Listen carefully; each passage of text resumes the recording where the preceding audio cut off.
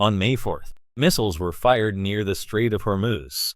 The UAE scrambled its defense systems for the first time since the ceasefire began.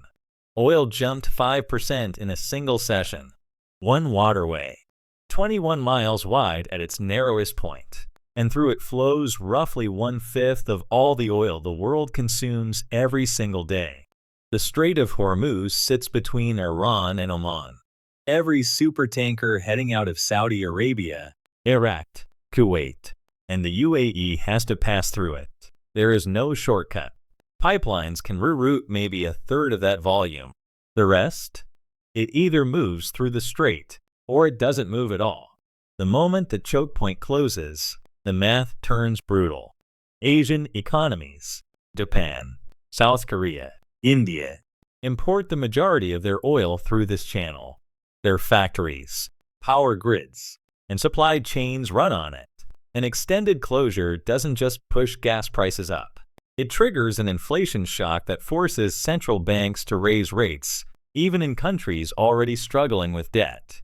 Then there's the hidden mechanism most people miss: shipping insurance. The moment a war zone is declared, Lloyd's of London and the major underwriters reprice risk instantly. Premiums explode. Some ships simply refuse to sail. It's not just oil. Container ships carrying electronics, food, and medicine use the same corridor. A blockade doesn't just freeze energy, it freezes global trade. The Fed is already warning that this war raises inflation risk and may force rate hikes. That's the feedback loop nobody wants. A military conflict in the Gulf forcing borrowing costs up in Ohio. Markets felt it immediately. The Dow dropped over 550 points in a single session.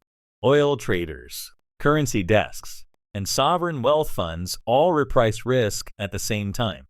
In 1973, an Arab oil embargo cut supply by just 5%.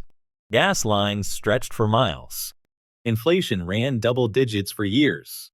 The strait carries 4 times that volume. The ceasefire held for 4 weeks. Then it didn't. Right now, nobody knows if the next missile is the last warning or the beginning of something much harder to contain.